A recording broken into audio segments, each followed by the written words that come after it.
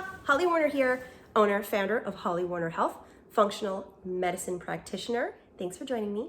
Today we're gonna delve right into SIBO and a little bit of SIFO, small intestinal bacterial overgrowth and small intestinal fungal overgrowth. So what is SIBO? SIBO is exactly what it sounds like. You have too much bacteria, even though it's good bacteria, in your small intestine. It can present with perhaps you're eating fermented foods and it's really making you bloated, you've got distension, you're gassy, you're in pain. This is SIBO. We need to correct that. But how do we know? How do we know there's an overgrowth? Gas, the pain, the bloating, these are really good indications. There are a ton of other symptoms, and you can search some of my previous articles to find them. But these are really, really good initial indicators. And if you're having fermented food and you're having an issue, chances are you probably got some SIBO going on. Traditionally, we run out, we get a methane breath test. Or some people go and they get a gut test done and they're looking at for pathogens. Well, the problem with that is that you are going to see that you have this bacteria, that it's present, but it's not going to show you that there's an overabundance of it, because these gut tests typically are on the large intestine, and that's not where the overgrowth is happening, which is why when I run a gut test, like one of my gut zoomers, I like to add on a particular test for SIBO. And it's not the methane breath test, and I'm going to tell you why a little bit later in this video as to why I prefer my testing, the IBS Sure, as opposed to the traditional methane breath test. For those of you with EDS, Ehlers-Danlos syndrome, you're going to want to take notes here because SIBO tends to be present. There are many conditions, and I put a little list up. My patients who have EDS, which is Ehlers-Danlos syndrome. I have patients who have autoimmune conditions. Patients who have leaky gut. Well, SIBO leads to leaky gut leads to SIBO. It's a vicious cycle. So if you have an autoimmune condition, it can be triggered by leaky gut. It can be triggered by SIBO. So those who have EDS, those who have IBS, those who have a leaky gut, those who have even Crohn's, colitis, autoimmune conditions, something to look into is SIBO a possibility? Did you know that SIBO is linked to chronic regional pain syndrome, chronic fatigue syndrome, a number of autoimmune conditions, H. pylori infections, malabsorption of nutrients, renal failure, that's kind of a big one. Oh, and osteoporosis. Ain't that just grand? Ladies, listen up.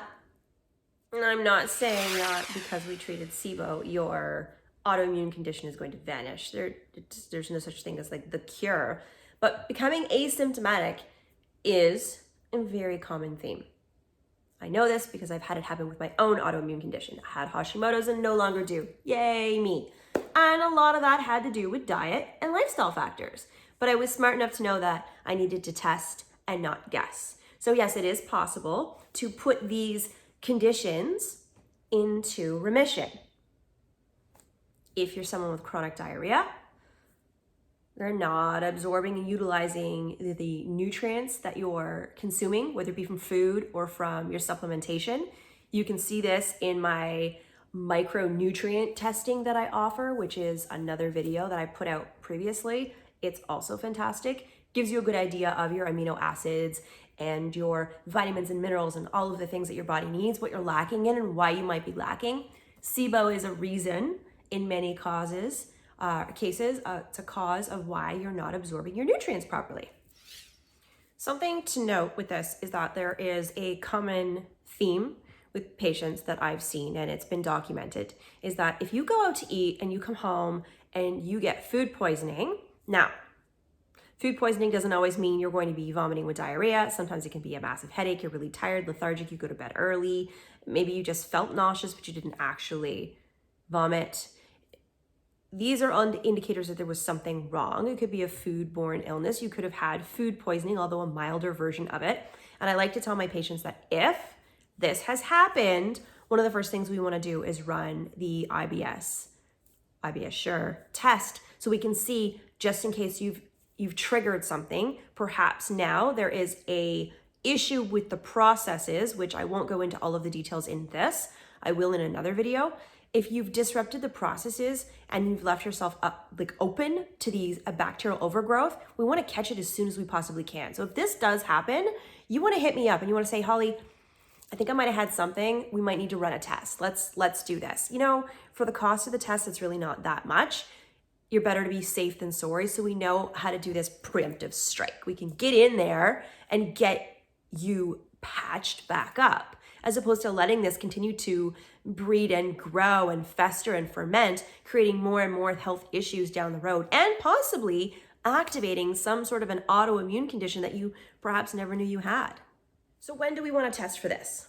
All right, well, if you're eating fermented foods and you're having a reaction, gas, the bloating, the pain, even if you're just eating regular foods and you find you're getting gas, you're getting bloating, you're getting diarrhea, or you're getting constipation, you're getting some sort of gastric distress, if you have EDS, if you have Ehlers-Danlos, if you have a suspected autoimmune condition, if you've had food poisoning, if you have osteoporosis, I still like to run the test because there have been links to that. Gosh, what else? If you have had an abdominal surgery, that's another one. So if you have any of those that you can check off the little boxes, then maybe it's worth running this panel. Okay, so let's talk about some of the testing that's out there. Two of the more common ones are the glucose breath test and the lactulose breath test. So let's kind of delve into those for a second here before we get into the IBS Sure. The glucose breath test is estimated to be somewhere between 62 and 65% sensitive. Sounds like a decent number since it's one of the more common tests that we use. 81% specific. So it's pretty specific. I mean, sounds pretty good, right? Although it's not all that sensitive. So maybe it's not that great. The lactulose breath test is coming in at about 52-54% sensitive. So even lower for sensitivity. The lactulose breath test comes in at about 52-54% sensitivity. It's not that great, it's even less. And 85% specific. So better specificity, but lesser sensitivity. I don't know why people are doing these tests. They don't sound great to me. Do they sound great to you? So essentially how this works with the different tests that we're doing is that we give the body some sugar. Sugar's a trigger for SIBO. The bacteria react, they start to ferment, and you get a reaction. You blow, there it is, cool. We get a result. So glucose is absorbed within the first 3 feet of the small intestine. We have about, like 20 feet of small intestine. So the first 3 feet, most important, that's where the glucose is absorbed. Because this glucose is so easily absorbed in that first little bit of the small intestine, it tends to give us a lot of false negatives. So I see many patients come to me presenting with the symptoms of SIBO. They get this test done. They've seen maybe their naturopath or whomever. They've had the test done and it came back as a negative. And I query that it's a false negative. We run my panel, it comes back positive, and they go, well, what the heck? So now they've spent hundreds of dollars more than they needed to because they've done the wrong testing. Okay, so then the lactulose would be a benefit because we don't really have the enzyme to break down the lactulose in the small intestine, so it's gonna go all the way through. We're not gonna miss out on the stuff that's in the latter part of the small intestine like we did with the glucose test. So, okay, maybe this is a better test. Wait for it. But what if we have leaky gut? Most of us have leaky gut. Shoot. Okay, so there's a problem. So these two tests both look for hydrogen gas. Unfortunately, these two tests, they're testing specific gases, but they're missing this one particular gas, which is what we call hidden SIBO, because it hides, and these tests miss it. We're looking for the hydrogen gas. We're looking for the methane gas, which is why we call these the methane breath tests. Commonly, they're referred to this. But what about hydrogen sulfide? We're not testing that. Shoot. Okay, there's one thing. Okay, so let's touch base on the IBS Sure for a little bit. It's going to be much more accurate as far as its numbers go. You're looking at the sensitivity being around 85%, which is absolutely fantastic. So when it comes to the IBS Sure testing, we're looking at numbers being for sensitivity. I believe it's somewhere around 85%, which is pretty fantastic. You're looking at a positive reaction, a positive result that could have been negative with other testing. So you're getting more accuracy. The accuracy is there, which is fantastic. You're getting the anti-vinculin.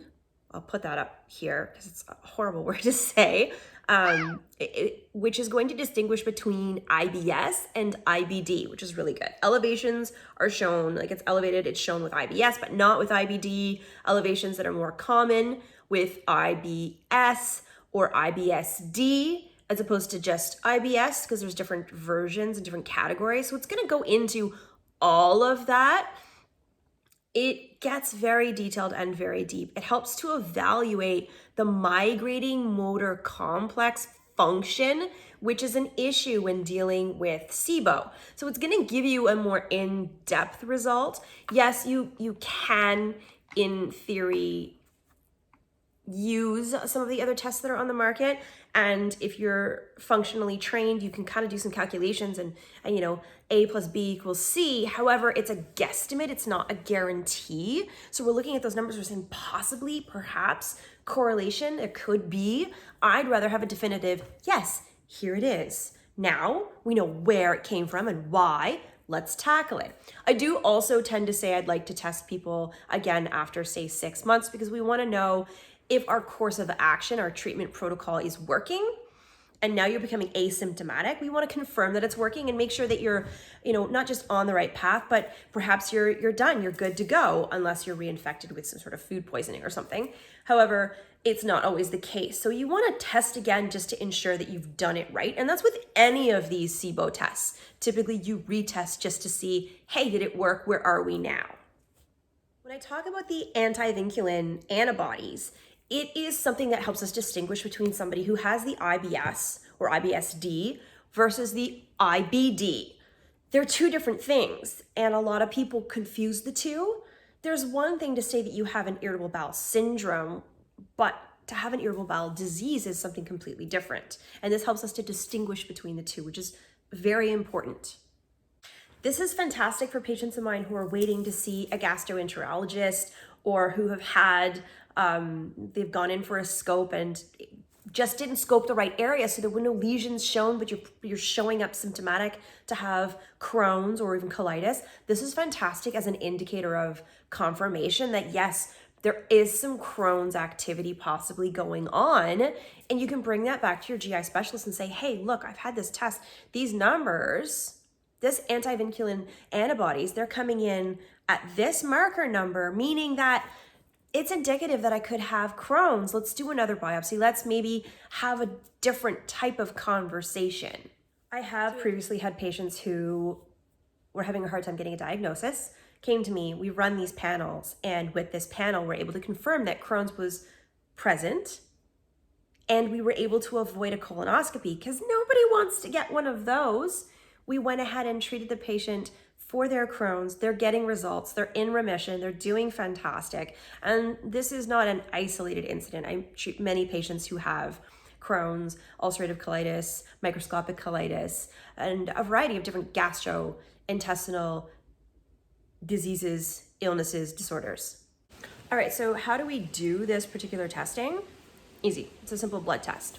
We actually provide you with a DBS, which is a dried blood spot. So it's like a finger prick assay where you're gonna take the test, send her in, results come back based on the antibodies, and boom, you get some pretty fucking awesome accuracy. Okay, so here's the nitty-gritties on the test. IBS Sure, it's gonna be a sample blood test. It's gonna detect 2 antibodies. These are indicative of bacterial pathogen-induced motility dysfunction. This is how we're testing. Little dry blood spot gets sent to you. It's amazing. It is the 2 antibodies that you see listed here. Once we receive the results back, then we get you scheduled in. Thank you so much for listening to my video. Hope that you were able to get some knowledge from it. And I'm hoping that I get to see you soon.